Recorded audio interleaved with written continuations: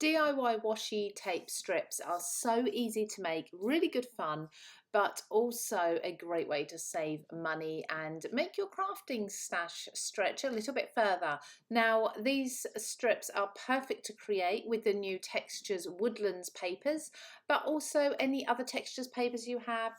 Definitely try it out with lots of different pattern papers because depending on how the print is created on the paper, you will get different looks. So all you're going to need is some clear single-sided sticky tape and some water, and that's really about it. So I've chosen this paper from my Woodlands pack, as I say, and I'm just going to place one strip of tape over the top of one of the papers. Now I've gone for one that's got a little bit of pattern either side, but more importantly the text, because I think this is going to add amazing texture. This is absolutely perfect if you love things like mixed media and you're quite happy with a distressed look or something that's really quite subtle. So I've just placed my tape down there. Now I'm just going to trim the edges with some scissors. Now this can get a little bit messy, but I think it's well worth it. So what you want to do is take some water. Make sure you're working on a resistant mat, a resistant surface. Something doesn't matter if it's getting wet. And just spray the back of the paper there. Now, when you first spray it, depending on the paper, it may start to curl up. It may take a little time to start soaking in. Once it started soaking in, and I tend to just use my finger to keep spreading the water about on the surface. Once it starts soaking in, it's going to be much easier to take more water. So I'm going to let that soak in for a minute or so, then I'm going to respray it once or twice more until it's got as much water as it can possibly hold, and then we're going to start revealing that print from the tape. Now some people prefer to actually pop the entire strip into a bowl of water. You could do it that way if you'd rather. I just find this way a little cleaner and easier. I just have a paper towel that I can wipe up the excess water with afterwards.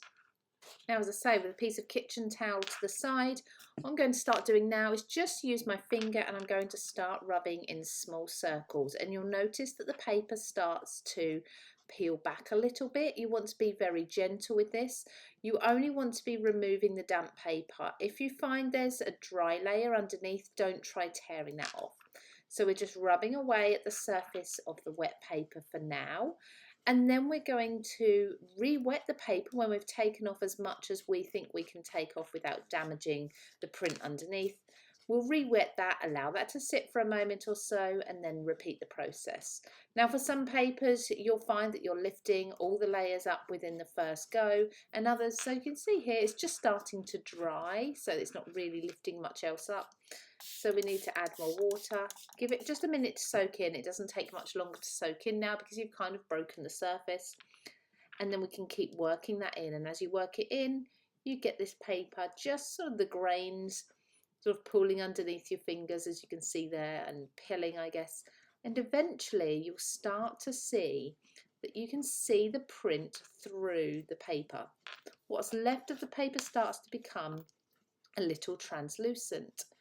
Now you can't use too much water here. In fact, the more you use, the better it's going to be, because what we want to do is reveal that pattern from underneath very gently.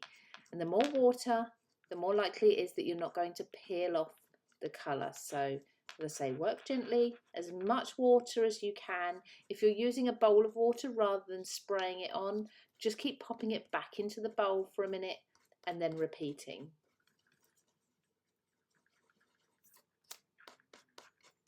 So once you've got all the bits of paper off, take a look at your print, take a look at your design. You've got a beautiful washi effect design there, and you can now adhere that with any sort of glue that will dry clear or back onto your project, across your card, your envelope, your scrapbook page, your journal. You could staple it on it or use some sort of decorative clip if you wanted to. So really good fun, but a great way of creating your very own kind of transparent washi sheets there.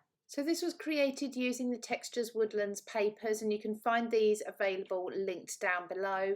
If you like techniques like this, you'll find much more on our channel, and you can subscribe to the CraftStash channel just here. And we think you're going to absolutely love this video playing for you just here. Take care everybody, and I'll see you again very soon.